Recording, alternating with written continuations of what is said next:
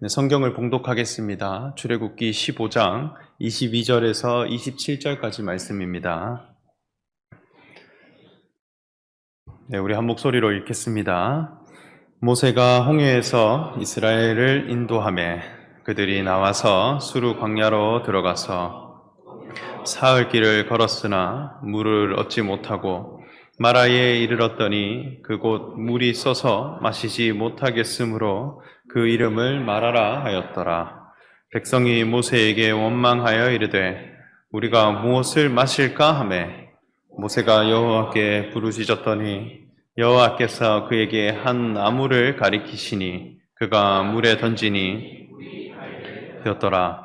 거기서 여호와께서 그들을 위하여 법도와 율례를 정하시고 그들을 시험하실세 이르시되 너희가 너희 하나님 나 여호와의 말을 들어 순종하고 내가 보기에 의를 행하며 내 계명에 귀를 기울이며 내 모든 규례를 지키며 내린 모든 질병 중 하나도 너희에게 내리지 아니하리니 나는 너희를 치료하는 하나님이니라. 그들이 엘림에 이르니 거기에 물샘 12과 종려나무 70그루가 있는지라. 거기서 그들이 물 밑에 장막을 치니라. 아멘. 네, 이스라엘 백성들이 홍해 바다를 건너서 광야라고 하는 땅에 들어가게 되었습니다. 먼저 세상 애굽이라고 하는 나라를 이기고 또 파라오의 압제에 벗어나서 이제는 하나님의 뜻을 따라 사는 자들이 되어진 것입니다. 새로운 여정은 광야에서 시작되는데 앞으로 말씀을 쭉 읽어보면 이 광야의 한 자리에 머물지 않고 계속 위치를 이동해 갑니다. 그래서 이동 경로가 있고 코스가 있어요. 각 방문하고 머무르는 장소에마다 이스라엘 백성들은 어떤 사건을 겪게 됩니다. 그리고 그 사건을 통해 하나님의 교훈하심이 무엇인가 하는 것을 볼 수 있는 것이죠. 이스라엘 백성들이 광야길로 이스라엘 백성들을 인도하셔서 하나님이 이끌어 가시는 데에는 우리가 받아야 할 영적인 교훈이 있습니다. 그것은 우리의 신앙도 한자리에 머물러서는 안 된다는 거예요. 그저 한 위치에 정착해서 아무런 신앙관의 변화가 없고 하나님에 대한 믿음의 성장이 아무것도 이루어지지 않는 화석과 같이 굳어있는 신앙이 아니라 하나님의 섭리와 말씀을 따라서 우리 신앙의 위치가 이동되어지고 거기에 맞게 하나님이 어떤 교훈을 주시고 교육해 주시는 것에 맞는 사람으로 변화되어져 가는 그런 과정을 거쳐가야 마침내 젖과 꿀이 흐르는 가나안 땅을 향해 갈 수 있는 그런 사람이 되는 것입니다. 군대를 가보면 군 입대를 가장 먼저 했을 때 훈련소에 가게 됩니다. 그러면 이제 훈련병으로서 훈련을 받게 되는데 각 주차마다 교육 내용이 달라져요. 각 주차마다 교육이 달라지고 교육 장소도 바뀌어 가게 되는 것입니다. 그래서 첫째 주에는 어디를 향해 가고 둘째 주는 어디로 가서 교육을 받고 셋째 주는 어디로 가서 교육을 받고 이 코스를 다 이수하게 되면 이제는 자대 배치를 받는 사람으로 딱 성장하게 되는 것이죠. 첫째 주에는 뭘 하냐 하면 제식이라고 하는 훈련을 하게 됩니다. 그래서 연병장으로 모든 훈련병들이 가서 하루 종일 제식 훈련을 받죠. 둘째 주에는 사격 훈련을 합니다. 또 화생방 교정에 가서 화생방 훈련도 받죠. 셋째 주에는 수류탄 교정에 가서 수류탄을 던져봅니다. 그리고 마지막 넷째 주에는 각계전투 훈련이라 해서 모든 부대들이 각계전투 훈련을 받게 됩니다. 그러면 첫째 주에 제식 훈련을 받을 때는 무슨 훈련을 하느냐 할 때 이 제식이라고 하는 것은 군인에 알맞은 행동 양식을 갖추는 거예요. 그래서 걷고 앉고 모이고 또 상관에게 경례하는 모든 행동들을 군법에 적합한 태도를 갖춘 사람으로 바꾸어 가는 것이죠. 그래서 한 주 내도록 차렷, 열중시엇, 경례, 또 앞으로 가, 뒤로 돌아, 또 옆으로 가, 이런 훈련들을 계속합니다. 그러면 사람이 하루 종일 충성 이렇게 외치면서 경례를 하는 거예요. 그래서 손 날도 정확하게 따지고 또 팔 각도도 끝까지 교정을 해갑니다. 어쩌면 군인이 되었을 때 가장 먼저 배워야 할 것은 사격 훈련이라든지 수류탄을 던지는 것이라든지 군사 훈련을 먼저 받는 게 맞지 않을까 싶은데 계속 그 연병장에서 땡볕에서 제식 훈련을 하는 거예요. 처음에는 그 이유를 잘 몰랐습니다. 그런데 마지막 각계 전투 훈련을 하게 되면 모든 부대원들이 적군을 향해 돌진해서 같은 임무를 수행해야 하는데 뒤에서 지휘관이 돌격 앞으로 외치면 일제히 모든 군인들이 묻지도 따지지도 않고 그 명령을 이행하는 데 집중해서 돌격하게 됩니다. 철조망이 있어도 건너가고 흙탕물이 있어도 마다하지 않는 그런 사람이 되어지는 거예요. 그러니까 이 훈련을 해보면 왜 첫째 주에 제식 훈련이 필요했는가라는 것을 알 수 있어요. 내가 사회에서 나는 어떤 사람이었다. 나는 무엇을 할 줄 안다. 어떤 경력을 갖추었다. 그것을 다 빼라는 것입니다. 그 연병장에서 또 목마르고 고된 제식 훈련을 통해서 나를 리셋하는 거예요. 또 나는 이제 어떤 삶을 살아야 하는가, 그 사회에 맞추어가는 그런 시간들을 보낸 후에 마침내 명령에 완전히 순종해갈 수 있는 사람으로 변화되는 것입니다. 그러니까 군대만 봐도 교육 장소에 필요한 교육이 있고 그 코스를 쭉 돌아서 마침내 어떤 사람이 되기를 바란다라는 전 과정이 있듯이 이 광야에서의 생활도 하나님이 이끄시는 교육의 과정이다 하는 것을 우리가 교훈으로 받아가야 하겠습니다. 그래서 오늘 말씀에도 보면 하나님이 광야길에서 사흘길을 걸어가게 했다 했습니다. 이 사흘길을 걸어갔다는 것 굉장히 중요한 표현입니다. 모세가 이스라엘 백성들을 구원해내기 위해 애굽 왕 파라오 앞에 섰을 때 말하기를 내 백성을 내보내라. 그들이 광야로 가서 절기를 지킬 것이다 이렇게 했죠. 그런데 사흘길을 걸어가서 하나님께 절기를 지킬 것이다 이렇게 했어요. 이스라엘 백성들에게 있어서 이 사흘이라고 하는 날, 이것은 하나님의 경영하심, 하나님의 섭리, 하나님의 일하심에 관한 수, 그러한 날이었습니다. 그래서 믿음의 조상 아브라함이 모리아 산에 올라서 아들 이삭을 하나님께 바치러 제사를 드리러 갔습니다. 그때 그 모리아 산을 오를 때 사흘길을 걸어갔다 이렇게 설명하고 있어요. 요나라고 하는 선지자가 하나님의 부름을 받아서 니느웨로 가라 했을 때 그 미션을 거부하고 다시스로 갔을 때 물고기 배에 들어가게 됩니다. 그때 사흘을 보낸 후에 배 터짐을 당했고 마침내 회심을 해서 니느웨로 가서 하나님의 뜻을 전하고 그들을 회개하게 했다 이렇게 하죠. 어떤 존재가 변화되는 데 있어서 사흘이라고 하는 시간을 보내게 했다는 거예요. 하나님의 아들 되신 예수님도 십자가에 매달리셔서 죽임 당하셨을 때 사흘 만에 다시 살아나셨다. 하나님의 아들로 다시 사셨다. 이렇게 말씀하죠. 이 사흘이라고 하는 시간은 하나님이 사람을 이끌어 가시고 사람을 변화시키고 사람을 이끌어 가시는 그 섭리에 관한 시간이라 할 수 있겠습니다. 내가 여호와 하나님을 제대로 만나지 못하고 하나님의 말씀 앞에 내 심령이 변화되지 못했다면 몇 시간을 보냈다 하더라도 몇 년을 보냈다 하더라도 사흘은 진행되지 않는다는 거예요. 그래서 겸손한 마음으로 내 신앙이 어떻게 자라갈 수 있을까, 성장해 갈 수 있을까 하는 것을 말씀을 통해 배워가야 하겠습니다. 이스라엘 백성들도 광야에서 사흘길을 걸어갔습니다. 그 결과 물을 얻지 못하고 마라라고 하는 장소에 이르게 되었습니다. 여기에 마라라고 하는 장소, 그 이름의 뜻은 쓰다, 괴롭다라는 뜻을 가지고 있습니다. 그래서 쓰고 괴로운 지역, 마라입니다. 이 마라라고 하는 말은 이스라엘 백성들의 정서에 있어서도 굉장히 중요한 의미가 되어지는데요.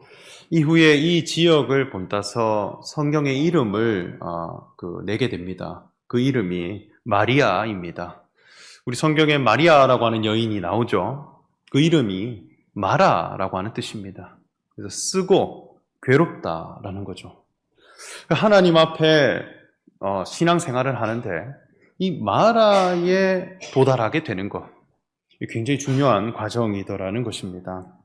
그곳에 가니까 물은 없었고 그마저 있는 물들은 너무 써서 사람이 마실 수 없어서 물을 얻지 못했다라고 하는 것입니다. 물을 얻지 못했다라는 것은 목마름의 문제에 직면하게 된 것입니다. 목마름이라고 하는 것은 인간이 가지고 있는 큰 욕구 중에 하나입니다. 우리의 몸도 배고픔이 있고 목마름이 있습니다. 그런데 배고픔은 7일까지는 견뎌낼 수 있다고 해요. 그런데 목마름이라고 하는 것은 사람이 물이 없으면 3일도 살아내지 못할 만큼 아주 큰 욕구라고 합니다. 그래서 자기 자신도 3일 동안 물을 마시지 못하면 죽을 위기인데, 당시 이스라엘 백성들이 광야에서 행군한 인원들이 약 200만 명이 되었다는 것을 생각하면 물을 얻지 못했다라고 하는 이 상황은 굉장히 괴로움이고 절망적인 상황일 것이라 여겨집니다. 이것이 사흘 길을 걸어간 결과 마주한 현실이에요. 하나님의 이끄심 가운데 목마름과 쓰고 괴로운 과정이 반드시 있다는 거예요. 세상 애굽을 떠나고 우여곡절 끝에 세상을 이겨내고 구분되어서 광야로 들어갔다면 그래도 세상에 있었던 것보다는 더 좋은 일들이 많이 일어나야 되지 않는가 여길 수 있습니다. 애굽에서보다는 더 풍요로운 삶이 있지 않을까 기대할 수도 있습니다. 그런데 광야에서 목마르게 했다는 거예요. 그러면 이 광야라고 하는 곳은 어떠한 곳이냐 할 때 이 장소는 굉장히 메마르고 척박한 사막입니다. 여기에는 먹을 것이 넉넉하지 못하고 물이 부족해서 늘 갈증이 있는 곳입니다. 이 광야에서 하나님의 말씀을 받게 되는데 그것이 바로 율법입니다. 시내산에 이르러서 율법을 받게 되었는데 이 율법은 돌판에 기록되어서서 이스라엘 백성들에게 전해졌고 오늘 말씀에도 보면 늘 시험할 것이다 라는 거예요. 이 말씀을 잘 지켜내면 너희에게 복을 줄 것이고 지켜내지 못하면 너희가 벌을 받게 될 것이다.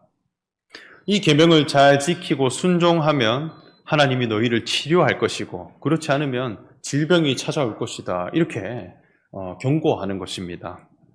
그러면 이 율법을 하나님이 주셔서 사람이 율법을 대해갈 때는 늘 어떤 마음이어야 하는가 할 때 내가 몸으로 이 율법을 정확히 지켜내야 하는 것입니다.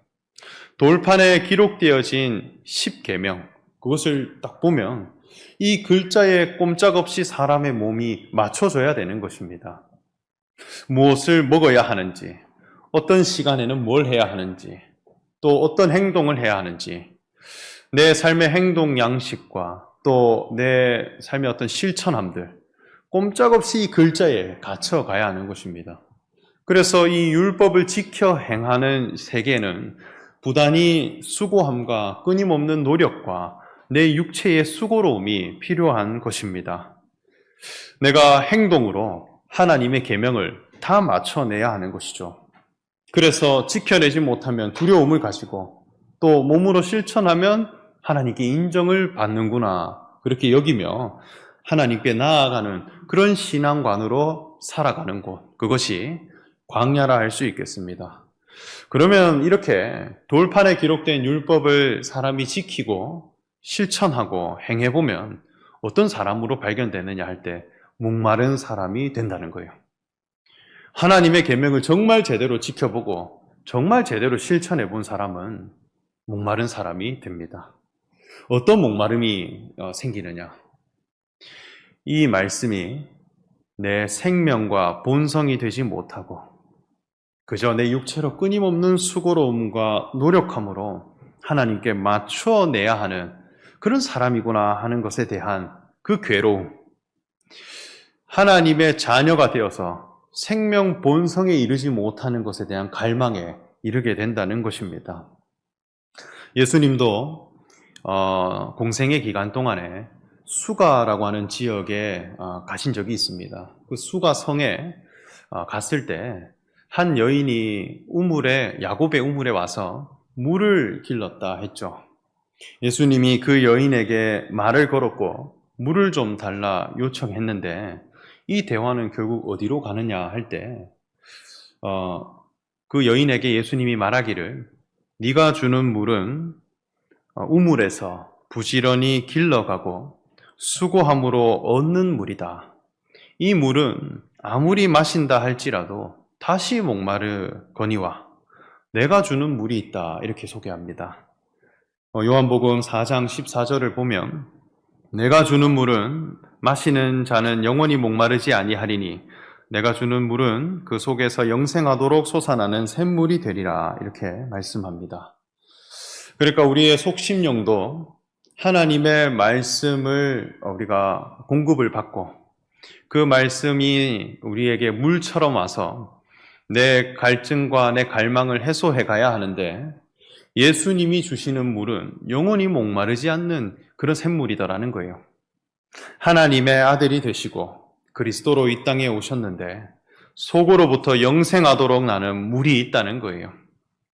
하나님의 말씀이 마치 물과 같아서 우리의 영혼의 목마름을 해소해주고 때로는 우리의 더러움을 씻겨도 주는데 그저 돌판에 기록된 율법을 행하고 지켜가고 실천하게 되는 그 말씀은 내게 끊임없이 목마름에 이르게 된다는 거예요.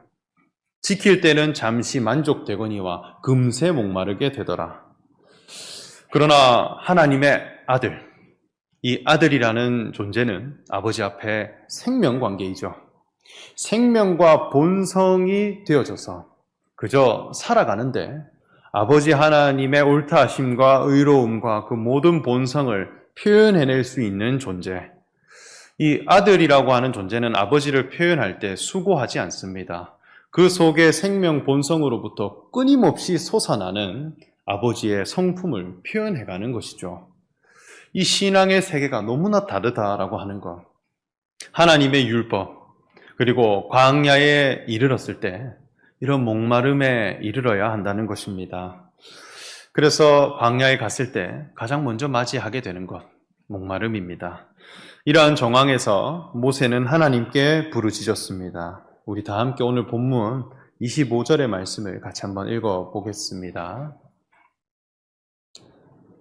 네, 한번 띄워주십시오. 네, 시작. 모세가 여호와께 부르짖었더니 여호와께서 그에게 한 나무를 가르치시니 그가 물에 던지니 물이 달게 되었더라. 거기서 여호와께서 그들을 위하여 법도와 율례를 정하시고 그들을 시험하실세. 이렇게 말씀합니다. 마라의 쓴물로 인해 마실 물이 없고 괴로움에 있을 때 하나님은 한 나무를 가리켜서 그것을 물에 던지라 이렇게 했습니다. 여기에 하나님이 지시하신 나무가 정확히 무엇인 것인가? 그것은 알 수가 없습니다.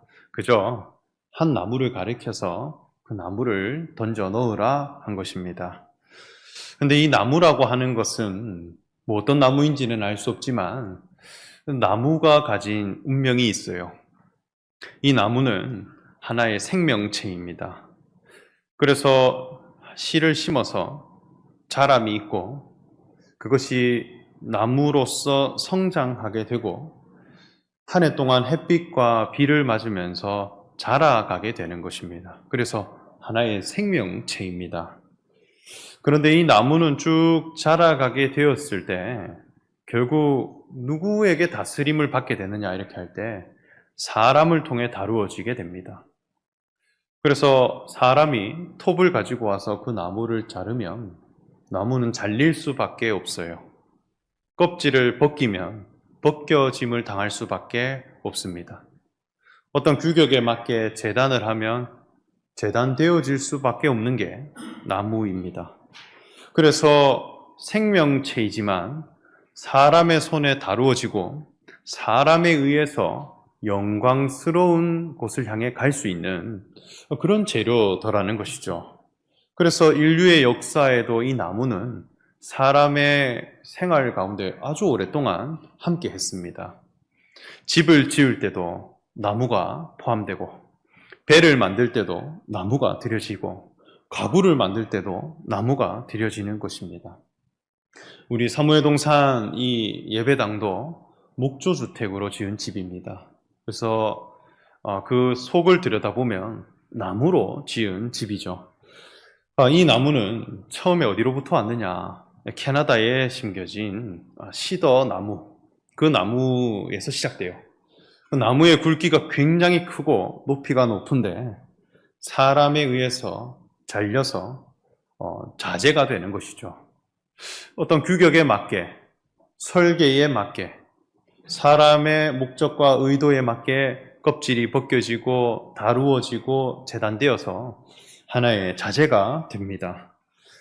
그래서 규격에 맞게 또 짜여지고 또 연하여지고 연결되어져서 어떨 때는 집이 되기도 하고 배가 되기도 하고 가구가 되어지는 것입니다. 그래서 나무로 집을 짓는 현장을 가보면 사람이 그 나무를 다룰 때 이 나무가 굉장히 유연하기도 하면서 얼마든지 사람의 손에 다루어지기 좋은 재료라는 것을 알 수가 있습니다. 이 목조주택 현장에서 이 나무 다룰 때 용어들을 보면 굉장히 표현이 풍성하고 다양합니다. 그래서 가로로 자를 때, 이 짧은 쪽을 자를 때는 잘라라 이렇게 해요. 긴 쪽으로 자를 때는 켜라 이렇게 해요. 또 제껴라 하는 말 아십니까? 어떤 곳에 포함될 때는 거기에 정확한 표현을 써서 그 나무를 집어넣는 거예요. 그리고 이 나무를 한번 대봤는데 어떤 치수보다 조금 작아야 할 때가 있어요. 그러면 1mm보다는 조금 크고 그리고 아주 촌톤만큼 줄여야 할 때 나무를 자르는데 조금 작은 느낌으로 잘라달라 이렇게 하면 그 자를 때 조금 작은 느낌으로 잘라볼까 해서 자르면 정확히 맞아요. 그러니까 사람의 손에 의해서 굉장히 다루어지기가 너무 좋고 사람의 목적과 의도에 맞게 다스려지기 너무 좋은 재료, 그게 나무입니다. 그래서 이스라엘 백성들에게 있어서 언약궤도 나무로 짜게 되었고 성막도 백향목이라고 하는 나무로 짓게 되는 것이죠. 그래서 사람의 운명과 이 나무는 아주 닮아 있더라는 것입니다. 나무가 사람 손에 주관되어져서 다루어지듯이 사람도 하나님에 의해서 다루어져서 영광스러운 하나님 나라에 포함되어져야 할 그런 운명 가운데 있더라는 거예요. 사람이 하나님 앞에 섰을 때 하나님이 자르시면 내가 잘릴 수밖에 없고 하나님이 나를 벗기시면 벗길 수밖에 없고 하나님이 나를 어떤 위치로 보내면 보냄을 당할 수밖에 없는 그런 운명 가운데 있다는 거예요. 하나님 손에 붙들려 다루어지는 것 외에는 할 수 없는 인생, 그것이 사람입니다. 물론 인생을 살아갈 때 자기 주도적으로 살고 나는 내 인생을 내가 선택해 간다 여길 수 있겠지만 큰 운명 가운데서 보면 하나님이 부르시면 가야 하고 하나님이 멈추라 하시면 멈출 수밖에 없는 그런 인생이더라는 것입니다. 그래서 하나님 앞에 섰을 때 가장 죄인다운 죄인, 그리고 무능한 존재, 또 하나님 앞에 아무것도 할 수 없는 무능한 인생, 이것을 표현할 때는 나무에 매달린 죄인, 이런 표현을 썼습니다. 나무에 달린 자는 저주를 받을 것이다 이렇게 했다는 거예요. 하나님 앞에 사람은 꺾으면 꺾일 수밖에 없고 벗기면 벗겨질 수밖에 없는 연약한 인생이더라는 것입니다. 그래서 사람은 결국 나무에 매달린 그런 인생 가운데 발견되는 것입니다. 그래서 우리 앞에서 인생이 하나님 앞에 연약하고 죄인으로 발견되는 인생이다 하는 것을 보여주시기 위해 가장 먼저 나무에 달리신 분이 있는데 그분이 바로 예수 그리스도라는 거예요. 예수님이 십자가를 지신 것, 나무에 매달리신 사건입니다. 우리 인생도 하나님 앞에 그러한 운명이다라고 하는 것을 보여주신 것입니다. 우리 다 함께 갈라디아서 3장 13절에서 14절 말씀 같이 한번 읽어보겠습니다. 시작. 그리스도께서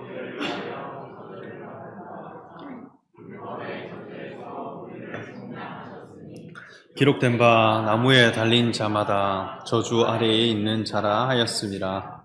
이는 그리스도 예수 안에서 아브라함의 복이 이방인에게 미치게 하고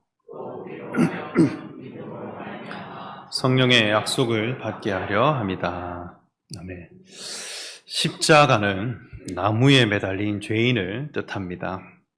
우리가 하나님 앞에 육체의 의로움 자체로는 선할 것이 없고 내 스스로를 구원해낼 수가 없고 내 스스로의 노력과 힘으로는 하나님의 의에 이룰 수 없다라고 하는 것을 보여주신 자리가 십자가라는 것이죠. 그래서 하나님 앞에 목마름이 있고 물이 너무 써서 괴로울 때는 십자가를 포함시켜라는 것입니다. 십자가를 던져 넣으라는 것입니다. 하나님의 말씀을 우리가 듣고 신앙생활을 해가게 되면 그저 기쁜 일만 있느냐? 그렇지 않습니다. 하나님의 말씀을 제대로 내가 듣게 되면 처음에 모든 것이 쓴소리로 다가오게 됩니다. 너무 써서 마시기가 괴로운 것입니다. 이 쓴소리, 괴로움이 되는 거예요. 성경을 보면 예수님이 이 땅에 오셨을 때 만난 모든 사람들은 행복하고 또 하나님을 안다 여기고 기쁜 사람들이 아니었어요. 다 죄인들이었고 병든 자들이었고 또 세리였고 죄인들이었습니다. 예수님 앞에 눈먼 자, 맹인이 찾아왔어요. 나병 환자가 찾아왔습니다. 유출병 걸린 여인이 찾아왔어요. 귀신 들린 자가 찾아온 것입니다. 기쁨에 충만한 자가 오지 않았어요. 하나님을 잘 안다고 자타공인하는 사람들이 오지 않았습니다. 하나님의 뜻 앞에 내가 얼마나 배고프고 줄인 자이며 내 자아를 들여다보니 하나님 앞에 내가 눈먼 자이고 내가 나병 환자이고 내가 하나님 앞에 귀신 들린 자인가 하는 것을 말씀을 들을수록 발견하게 되는 것입니다. 그 과정이 얼마나 쓰고 괴로운지 모릅니다. 마시고 싶지가 않고 맛이 없고 갈증은 있으나 써서 괴로운 자가 되는 것입니다. 그럴 때 우리는 무엇을 생각해 가야 하는가? 십자가에 매달린 예수 그리스도를 생각해 가야 합니다. 내 인생의 운명이 결국 하나님 앞에 십자가의 운명 가운데 있다 하는 것을 포함시켜 간다면 오히려 하나님의 말씀은 내게 달고 오묘한 말씀으로 다가오게 될 것입니다. 십자가를 인정하게 되었을 때 하나님의 말씀은 단물로 변하게 된다는 것입니다. 사람은 늘 애굽에서 주워온 생각을 가지고 하나님께 나아가려고 합니다. 그래서 늘 하나님 앞에 무엇을 행할 수 있을까, 무엇을 실천할 수 있을까, 무엇을 이루어낼 수 있을까, 그것으로 인정받으려고 하고 다짐하고 신념을 가다듬습니다. 그러한 태도를 가지고 하나님 말씀 앞에 서게 되면 끊임없이 내 자신이 심판을 당하고 또 갈증이 있고 너무 괴롭고 써서 힘든 존재가 되는 것입니다. 그러나 하나님 앞에 내가 십자가의 인생이구나 하는 것을 인정하고 그 자리에서 죽임 당하신 예수님께서 그리스도로 하나님의 아들로 다시 사셨다 하는 것을 믿게 되는 거로 하나님의 의에 이르게 되는 그런 사람이 되기를 원할 때는 이 말씀은 내게 너무나 달콤하고 시원하고 기쁨이 되는 말씀으로 다가온다는 것이죠. 이것을 인정하지 못하고 이 과정을 거치지 못하는 것은 하나님 보실 때의 교만한 신앙이기 때문에 하나님이 이 과정을 거쳐가도록 했습니다. 이 과정을 거친 후에 27절 말씀을 보면 그들이 엘림에 이르니 거기에 물샘 열둘과 종려나무 70그루가 있는지라 거기서 그들이 그 물 곁에 장막을 치니라 했습니다. 이 엘림이라고 하는 장소의 뜻은 쉼과 평안이라는 뜻을 가지고 있습니다. 그래서 먼저는 목마른 사람이 되고 마라의 쓴물로 인해 괴로운 사람이 되고 나무를 던지는 이 과정을 보낸 후에 달콤한 물을 마시게 됩니다. 그러면 이제는 쉼과 평안에 이르고 만족함에 이르는 것이 하나님의 사흘길이라는 것이죠. 하나님의 섭리는 늘 이러한 과정을 통해 사람을 이끌어 가시고 우리가 그 과정 앞에 겸손한 마음으로 우리의 속심령이 이 과정을 거쳐갈 수 있기를 기도하고 간구해 가야 할 것이라 그렇게 여겨집니다. 이 말씀이 여러분들에게 또 우리에게 교훈이 되시기를 소망하며 말씀 전합니다. 함께 기도하겠습니다. 이스라엘 백성들을 광야에서 목마르게 하시고 또 마라의 쓴물로 괴로워하게 하신 그 교훈을 우리가 생각해 가기를 원합니다. 우리가 세상으로부터 주어진 여러 생각들로 인해서 하나님을 섬길 때에 늘 교만한 마음이 있고 또 우리의 힘과 역량으로 나아가고자 할 때 하나님 말씀 앞에 늘 목마르고 또 써서 괴로운 사람이 되게 하는 것이 복인 줄로 믿습니다. 그때에 십자가에 매달리신 예수님이 그리스도가 되신다라고 하는 그 진리를 받아들인 고로 우리의 인생도 하나님 앞에 십자가의 인생이다 하는 것을 인정하게 될 때에 나를 살리고 또 하나님의 자녀로 변화시켜 주시는 그 달고 오묘한 말씀으로 우리에게 다가오게 하시는 그 은혜를 누릴 수 있는 우리 모두가 되게 하여 주시옵소서.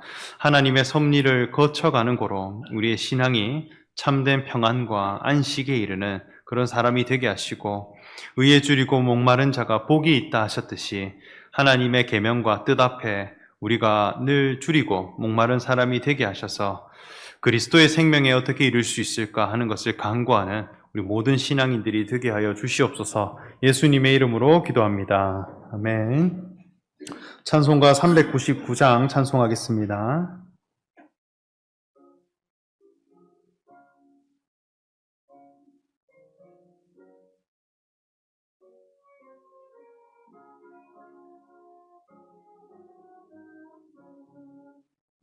어린 양들아 두려워 말아라 주님 우리와 함께 하신다 하늘과 땅의 모든 권세로 그 양떼들을 항상 지키신다 오직 믿음으로 두려움 없으리 오직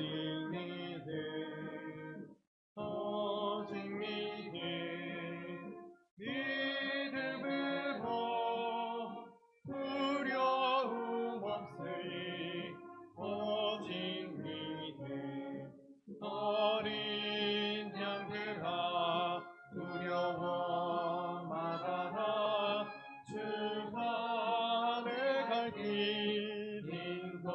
인도하신다 마라의 쓴물 알게 하신 주그 홍산에서 피땀 흘리셨네 오직 믿음으로 두려움 없으니 오직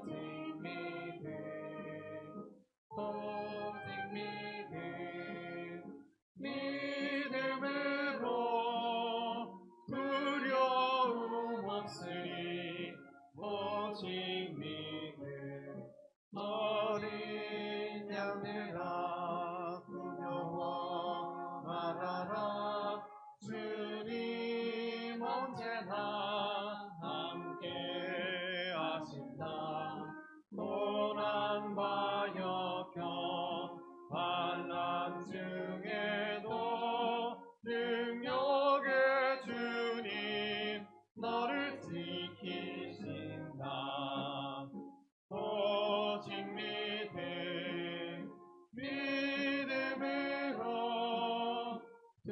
두려움 없으리 오직 믿음 믿음을